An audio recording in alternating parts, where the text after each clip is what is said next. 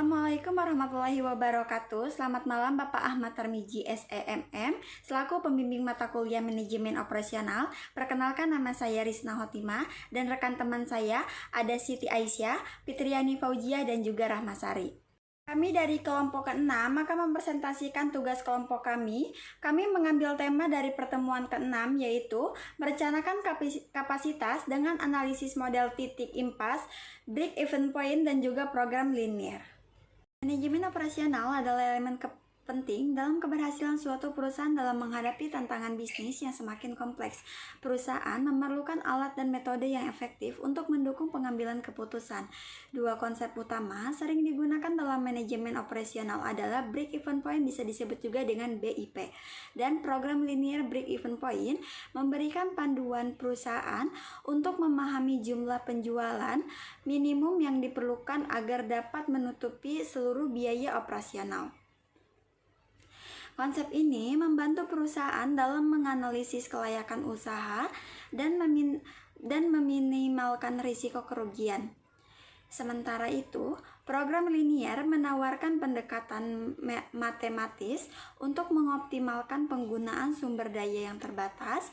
Dengan menggunakan metode ini, perusahaan dapat memaksimalkan keuntungan untuk meminimalkan biaya melalui perencanaan yang efisien, terutama dalam produksi, distribusi, dan pengelolaan inventaris. Kombinasi kedua konsep ini memberikan kerangka kerja yang kuat untuk membantu perusahaan mencapai tujuan operasional secara lebih efektif dan strategis. Nah, di sini aku akan menjelaskan break even point atau BIP adalah titik impas di mana pendapatan sama dengan total biaya sehingga laba bernilai nol.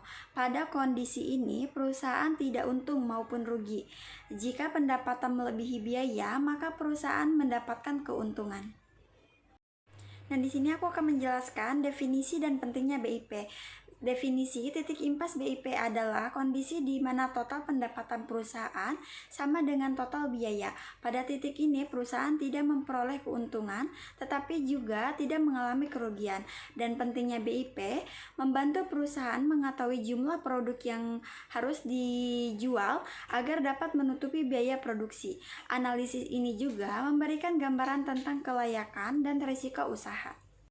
Di sini ada 4 komponen pembentukan BIP, ada biaya tetap, biaya yang tidak terpengaruh oleh perubahan produksi atau penjualan, ada biaya variabel, biaya yang berubah sesuai tingkat produksi seperti bahan baku, listrik, dan juga air. Selanjutnya ada pendapatan, penghasilan dari penjualan produk atau jasa dihitung dari harga jual dikali jumlah produk yang terjual. Nah, dan terakhir ada harga jual, total biaya produksi ditambah keuntungan yang diinginkan. Selanjutnya akan dilanjutkan oleh teman saya. Oke, selanjutnya di sini ada pemrograman linear, di mana pemrograman linear adalah metode untuk menyelesaikan masalah alokasi sumber daya terbatas secara optimal dengan menggunakan metode matematis berbasis fungsi linear. Nah, tujuannya ini adalah untuk mencapai hasil terbaik yang maksimum atau minimum di antara alternatif yang memenuhi syarat. Nah, selanjutnya ada tujuan dari BIP. Nah, tujuan dari BIP ini terbagi menjadi 4, yaitu yang pertama, menentukan titik impas. Menghitung titik impas di mana total pendapatan sama dengan total biaya untuk menetapkan target penjualan yang realistis. Yang kedua, yaitu menentukan penjualan minimum. Nah, ini itu mengidentifikasi jumlah minimum produk atau jasa yang harus dijual untuk mencapai impas. Yang ketiga, merencanakan strategi harga, yaitu menentukan harga jual yang tepat untuk mencapai impas lebih cepat dan meningkatkan profitabilitas. Yang keempat, yaitu untuk mengukur kinerja bisnis, di mana membandingkan titik impas dengan hasil aktual untuk mencapai target. Nah, selanjutnya ini ada tujuan utama pemrograman linear. Nah, tujuan tersebut ini terbagi menjadi 4, yaitu yang pertama mengoptimalkan sumber daya, di mana mengalokasikan sumber daya terbatas untuk memaksimalkan hasil atau meminimalkan biaya. Yang kedua, yaitu mencapai fungsi tujuan, di mana menentukan nilai optimal dari fungsi tujuan seperti memaksimalkan keuntungan atau meminimalkan biaya. Yang ketiga, yaitu menentukan solusi terbaik, yaitu memilih solusi optimal dari berbagai alternatif yang mungkin. Yang keempat, menangani kendala, di mana menganalisis batasan seperti kapasitas produksi, sumber daya, atau permintaan pasar. Yang kelima, yaitu meningkatkan efisiensi, di mana mengurangi biaya dan meningkatkan produktivitas melalui solusi yang efisien. Yang keenam, yaitu mendukung pengambilan keputusan, di mana memberikan alat analisis untuk membantu keputusan strategis. Selanjutnya ada fungsi BEP. Nah, fungsi tersebut ini terbagi menjadi 3 poin. Yang pertama, yaitu menentukan volume produksi, di mana menghitung jumlah barang yang perlu diproduksi untuk mencapai impas dan memproyeksikan laba. Yang kedua, yaitu merancang strategi, di mana membantu menentukan langkah efisien seperti mengurangi beban operasional. Yang ketiga, yaitu menganalisis keuntungan, di mana memantau dampak perubahan harga terhadap keuntungan karena hubungan linear antara BEP dan harga. Nah, yang selanjutnya itu ada fungsi pemrograman linear.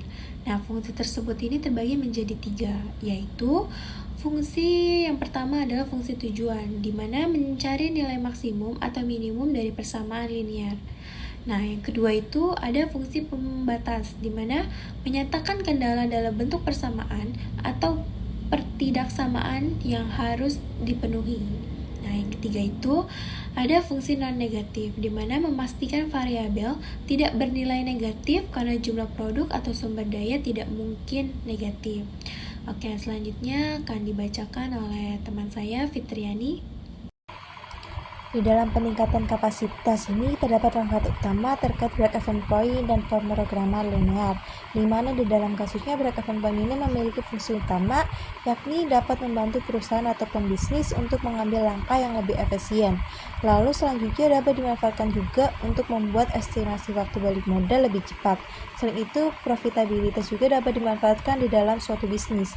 Pemrograman linear juga memiliki fungsi utamanya, yakni untuk mengoptimasi sumber daya, untuk pengambilan keputusan, serta perencanaan dan penjadwalan. Selanjutnya terkait faktor-faktor yang mempengaruhi BEP atau break-even point, di mana faktor ini dapat mempengaruhi peningkatan volume produksi dan semakin mahalnya harga bahan baku, pemeliharaan alat-alat, serta biaya tambahan yang tak terduga dengan asumsi perhitungan BEP yang mana biaya diklasifikasikan ke dalam biaya tetap dan variabel. Lalu biaya tetap juga tidak berubah total, tetapi biaya tetap per unit berubah sesuai volumenya. Harga jual per unit juga tetap sama selama periode analisis. Terakhir, produk yang diproduksi dianggap selalu habis terjual. Lalu adanya terkait faktor yang mempengaruhi pemrograman linear. Yang mana yang pertama ada fungsi tujuan, di mana aspek utama untuk memaksimalkan atau meminimalkan nilai tertentu seperti keuntungan, biaya, dan lain-lain. Koefisien dalam fungsi ini juga mempengaruhi titik dan arah optimasi.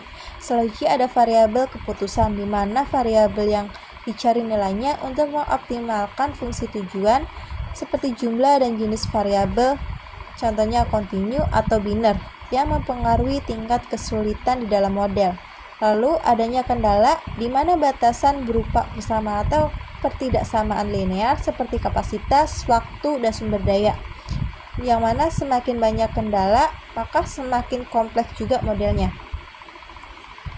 Selanjutnya ada koefisiensi dalam kendala, di mana koefisien dalam kendala menunjukkan pengaruh variabel keputusan terhadap batasan-batasan yang ada.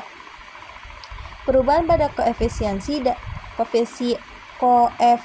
ini dapat mempengaruhi bentuk kendala, ruang solusi yang tersedia, dan solusi optimal, yang mana sebagai contohnya perubahan jumlah sumber daya atau biaya produksi dapat menggeser batasan, sehingga dapat mempengaruhi hasil akhir yang optimal.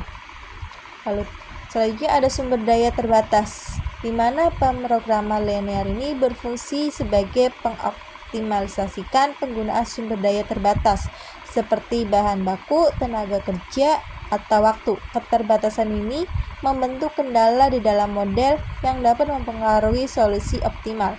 Ketidakpastian ketersediaan sumber daya juga dapat berdampak pada hasil optimasi efisiensi penggunaan sumber daya yang menjadi kunci di dalam penentuan solusi terbaik. Baik, selanjutnya akan diselesaikan oleh teman saya. Metode penyelesaian. Ada dua metode. Yang pertama, metode simplex. Metode ini sering digunakan untuk masalah dengan banyak variabel dan kendala. Simplex efektif dalam mencari solusi optimal dalam masalah yang kompleks dan besar karena dapat menangani sistem persamaan linier dengan efisien. Nah, yang kedua ada metode grafis. Biasanya metode ini digunakan untuk masalah yang melibatkan dua variabel. Metode ini memungkinkan visualisasi ruang solusi yang memudahkan untuk melihat titik optimal secara langsung. Meskipun sederhana, metode grafis terbatas pada masalah dengan dua variabel saja. Ketepatan dan akurasi data. Data yang digunakan dalam pemrograman linier harus akurat dan relevan karena ketidakakuratan dapat menghasilkan solusi yang tidak optimal. Jika data yang digunakan tidak tepat, solusi yang diperoleh mungkin tidak mencerminkan kondisi nyata. Selain itu, perubahan dalam data input seperti harga bahan baku atau permintaan pasar dapat mempengaruhi solusi optimal dan membutuhkan model yang lebih fleksibel untuk mengakomodasi perubahan tersebut. Kesimpulannya adalah perencanaan kapasitas produksi yang efisien penting untuk kesuksesan perusahaan. Analisis titik impas atau BEP dan pemrograman linier membantu merencanakan kapasitas dengan mengidentifikasi jumlah produksi yang tepat dan mengoptimalkan penggunaan sumber daya. BEP memastikan biaya tetap dan variabel dapat tertutupi, sementara pemrograman linier mempertimbangkan kendala untuk memaksimalkan keuntungan. Kedua metode ini saling melengkapi, membantu perusahaan untuk mengurangi pemborosan, meningkatkan profitabilitas, dan membuat keputusan yang lebih akurat, sehingga dapat meningkatkan daya saing di pasar. Sekian dari kelompok kami, kurang lebihnya mohon dimaafkan. Wassalamualaikum warahmatullahi wabarakatuh.